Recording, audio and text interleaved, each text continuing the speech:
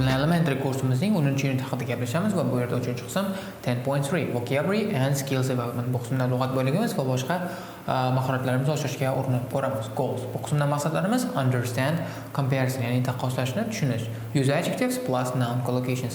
Sifat va ega birga keladigan so'z birliklarini ishlatishga harakat qilamiz.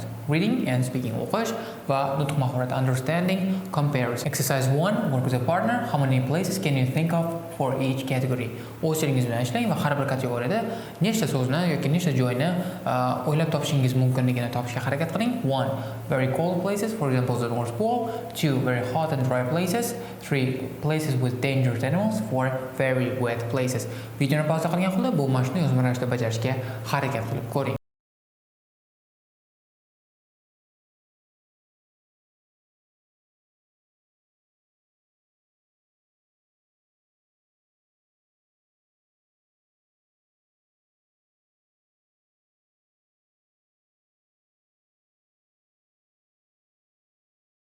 Exercise 2A. Read unlock the code box about comparison. Bu qismda taqqoslash haqidagi unlock the code qutchamizni o'qishimiz kerak. Unlock the code, comparison, comparative and superlative forms and words like the same, similar, different, more, less help you understand comparison in a text.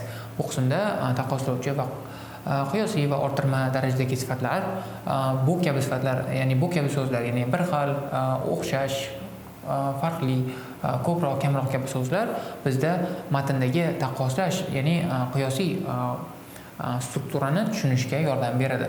The Arctic is cold, but the Antarctic is colder than the Arctic. Lions are fast animals on land, but cheetahs are the fastest animals on land. A large area of North Africa is desert, but Central Africa is different, not desert. Adults pay $20 for a ticket to the national park, but students pay less than adults. Pair them words and underline the two things that the sentences compare. O'chiringiz bilan ishlang va bu qismda gaplar taqqoslayotgan yoki qiyosiy qismni topishga harakat qilayotgan ikkita so'zlarni tagiga chizing va comparison word, ya'ni taqqoslovchi so'zlarni yoki qiyosiy ma'noni beruvchi so'zlarni circle, ya'ni aylanaga olib ketishingiz kerak bo'ladi. Videoni pauza qiling va bu mashqni yozma ravishda bajarishga harakat qilib ko'ring.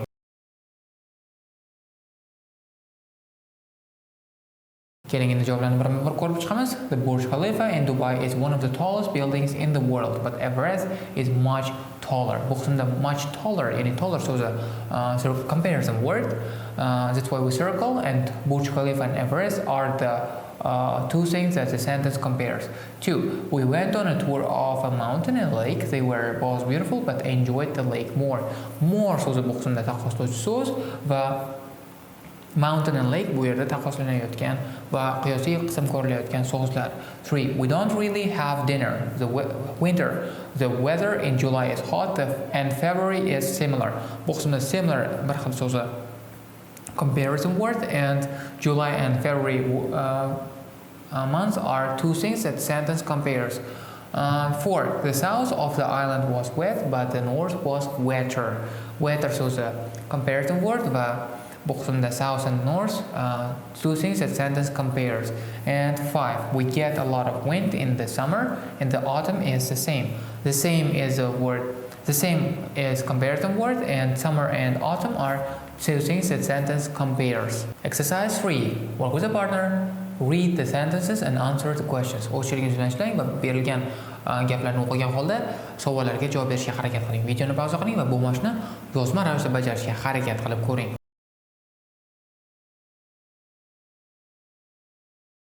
Keling endi javoblarni birma-bir ko'rib chiqamiz. You can survive for only 3 days with no water, but longer with no food. Longer than what? With no water.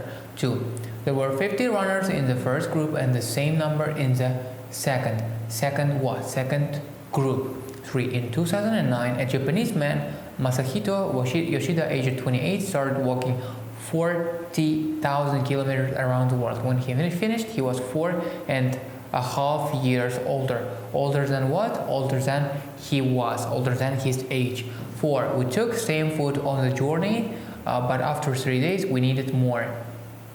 More what? More food. 5. In 2007, Martin Strel swam the 5,268 kilometers up the Amazon. Before the swim, he was about 113 kilos, and after he was a lot lighter. Lighter than what? Lighter than what? Than his weight, lighter than 113 kilos. Exercise 4. Work with a partner, read a magazine article and decide if sentences 1 to 6 are true or false. Correct the false sentences.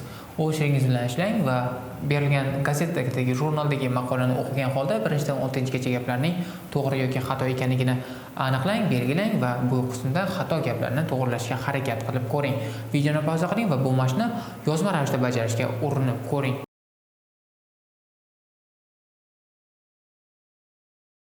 Keling endi javoblarni birma-bir ko'rib chiqamiz. 1. Maura thinks the marathon des Sables is more difficult than the other two races. It's true. 2. The Sahara is bigger than all the other deserts. It is false. It is the second largest desert. 3. 50 degrees is the highest temperature in the Sahara. It's false. It's sometimes hotter than 50 degrees Celsius. 4. Maura was at the front of the race before the storm. It's false. Maura was one of the fastest runners. 5. After the storm, Maura was in last place. It's true. 6. He decided not to run the marathon des Sables again. It's false. He returned a few years later and finished the race. Exercise 5. Work with a partner, answer the questions. O'chirigingiz bilan ishlang va berilgan savollarga javob berishga harakat qiling. 1. Do you think Maura was crazy to run in this race? 2. What's the most difficult sporting event you know? 3. Why do people do events like this? 4. What other stories do you know about people in very dangerous situations like Maura? Videoni pauza qiling va bu mashqni, bu savollarga yozma ravishda javob berishga urinib ko'ring. Keling endi taxminiy javoblarni ko'rib chiqamiz. Well, I don't think Maura was crazy to run this race because, well, people do a lot of dangerous things, and it's just nature of human beings to stretch ourselves to boundaries and find the edge of the risky life. And well, the most difficult sporting event I think is scuba diving, bungee jumping, because it's just near death. Just one event, one wrong thing can kill you. And 3, well, there are a lot of reasons that they do it, because maybe they like risk, they want adrenaline out of it, and maybe they just want to see the limit of their fear and limit of their capabilities. And actually, unfortunately, I don't know like stories like that. I may know, but I don't know the exact details. I know a lot of people who just did some kind of activities like climbing, mountain climbing without ropes, without any protection, and just fell off and died because of this risky activity. Vocabulary and speaking. Lug'at boyligi va nutq mahoratimizni oshirishga harakat qilamiz. Adjective plus noun collocation, sifat plus ot shaklidagi so'z birikmalari. Exercise 6A. Answer the questions about the article in exercise 4. Demak, 4-chi mashqdagi maqola haqida savollarga javob berishimiz kerak bo'ladi. 1. Are the highlighted words nouns, verbs or adjectives? 2. Are the highlighted words nouns, verbs and adjectives? Bu qismda ikkala harf bilan belgilangan so'zlarning ot, fe'l yoki sifat ekanligini topishga harakat qilishimiz kerak. Videoni pauza qiling va bu mashqni yozma ravishda bajarishga urinib ko'ring.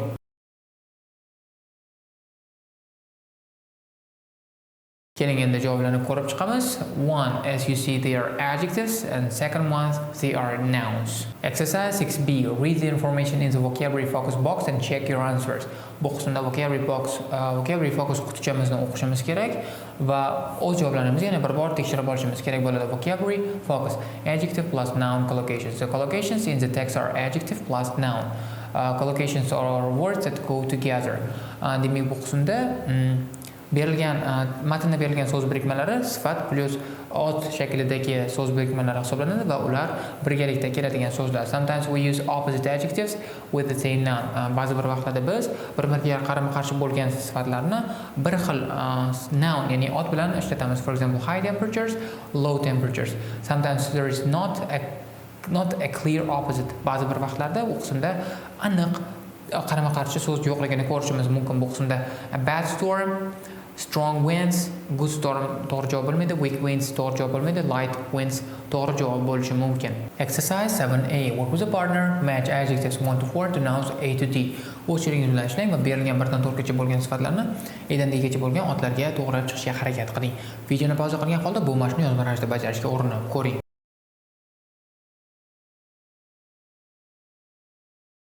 Keling endi javoblarni birma-bir tekshirib chiqamiz. 1. Hard worker. C. 2. Strong accent. D. 3. Close friend. B. 4. Mild weather. A. Exercise 7B. Complete sentences 1 to 4 with the correct form of a collocation from exercise 7A. Demak, bu qismda 7A mashqimizda berilgan collocation, ya'ni so'z birikmalarini ishlatgan holda, to'g'ri formasini ishlatgan holda 1 dan 4 gacha bo'lgan gaplarni to'ldirishimiz kerak bo'ladi. Videoni pauza qiling va bu mashqni yozma ravishda bajarishga urinib ko'ring.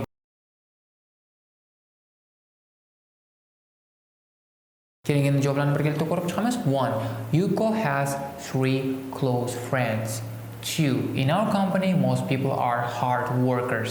3. People don't understand him because he has strong accent. 4. In winter, there's usually mild weather and the temperatures are never below freezing. Exercise 8A. Make opposite adjectives plus noun collocations using the correct form of the adjectives in the box. Demak, bu qismda qutichimizda berilgan sifatlarning to'g'ri formasini ishlatgan holda adjective plus noun collocation, ya'ni sifat plus ot so'z birikmasining opposite, ya'ni teskari ma'nosini topishga va yasashga harakat qilishimiz kerak. Videoni pauza qilgan holda bu mashqni yozma ravishda bajarishga urinib ko'ring.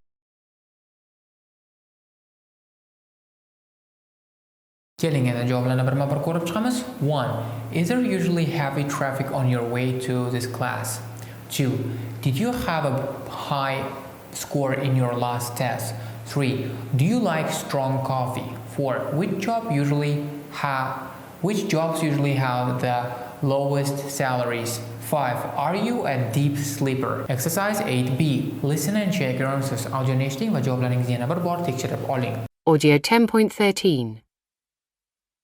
1. Is there usually heavy traffic on your way to this class? 2.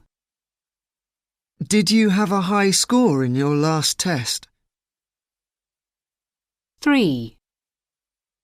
Do you like strong coffee?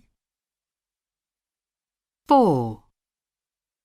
Which jobs usually have the lowest salaries? 5. Are you a deep sleeper? Exercise 9. Task. Work in small groups, ask and answer the questions in exercise 8A can give more information.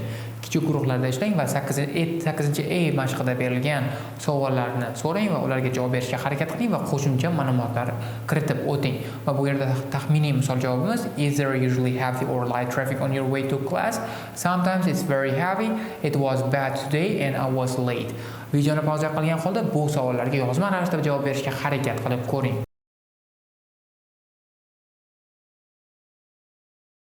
Shu bilan bugungi darsimiz o'z nihoyasiga yetdi. Sizni keyingi darslarda kutib qolamiz.